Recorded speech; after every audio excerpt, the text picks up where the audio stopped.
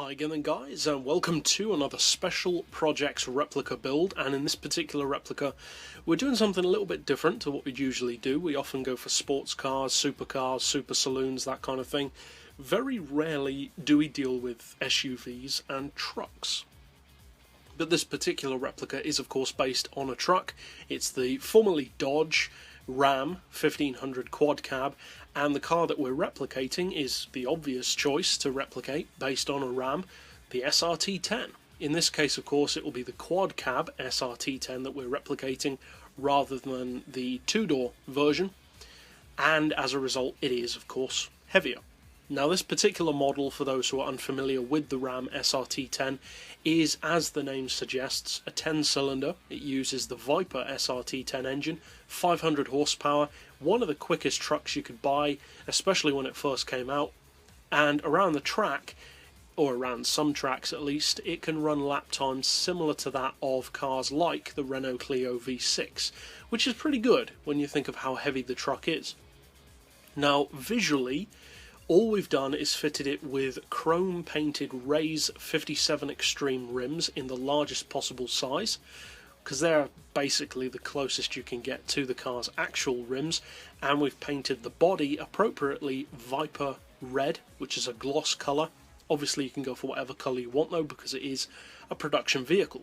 So we'll go straight over to the mechanical tuning garage first of all for the setup, and then of course take it out to a track to see how such a big heavy truck handles all that power. Now as far as the mechanical setup, as always I do like to round off these builds PP wise, and this one is actually perhaps surprisingly low in terms of PP for such a powerful car.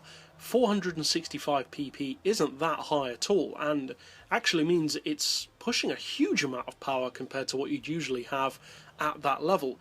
Oftentimes double the power of most other cars that you'd be running usually at the 465 PP level. But it does of course weigh a lot more as well. Now we've gone for sport soft tyres because it is of course a street vehicle. For the same reason we've left the brakes stock. For the suspension, it may seem to be a little bit strange what we've done with the ride height, but basically what we've done is evened it out, because the SRT-10 is quite high off the ground, but it doesn't have the nose slammed to the ground as much as the truck naturally does on the game. So we've compensated for that by raising the front to 210, lowering the rear to 170 to even it out. Springs we've got on 8 and 650, the dampers to 4, anti-roll on 3, neutral camber, neutral toe. We'll come back to the gearbox in just a second. For the clutch, flywheel and prop shaft, on this one I have fitted it for testing, but I would recommend not doing that really for authenticity. You can of course if you want to.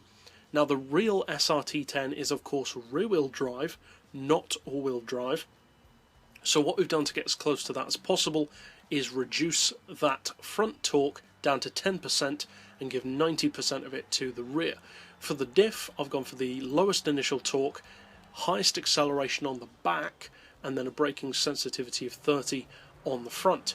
As far as power, obviously you want 500 horsepower, we do have an oil change. Then we've gone for a stage 3 engine tune, sports computer, semi-race exhaust, manifold, cat, and intake tuning, and then reduce the power down to 71.2%. And as far as the weight, you want to add 158 kilos to the car to make it weigh as much as the real SRT-10 quad cab. Then I've put that all the way to the front to kind of improve the weight distribution, but at the same time kind of not. I've actually tried to make it more inclined towards getting the tail out a little bit more, to make it again feel a little bit more like a rear-wheel drive truck. And finally for the gearbox, I am running the real gears of the actual SRT-10, a surprisingly long range gearbox for a truck in terms of top speed potential at least. Now to do this you will need to do a gearbox flip, and you'll need to flip it from 5,000. So what you want to do is bring your auto setting to 211, then come down to your final, put it all the way up to 5, come back to the auto settings, click it down and up back to 211, then you'll be able to hit these individual gears of 266, 178, 130, 740, 500, and then reduce your final drive to 456. So that's it overall for the mechanical build of the car. Now let's of course take it out to a track, in this case Laguna Seca, to see how it handles that much power but also that much weight. Now the funny thing about the SRT-10 version of the Ram is it's essentially the Hellcat version of the Ram before the Hellcat became a thing.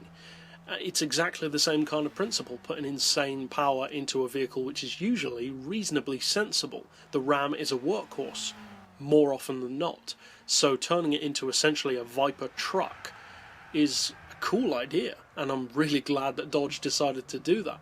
Now, as far as how this truck performs and handles, well, it weighs over 2.5 tons, so it's not going to be the quickest thing ever around corners, but the handling is surprisingly nimble for such a big vehicle, and due to that 500 horsepower and the huge amount of torque, there are very few cars at the 465 pp level that can accelerate as well as this truck.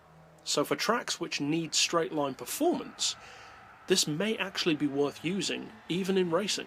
So if you do use this replica, obviously I hope you find it fun and even competitive, and if you'd like to keep up with other tunes like this in the future, be sure to hit subscribe down below. But for now, as always, thanks for watching.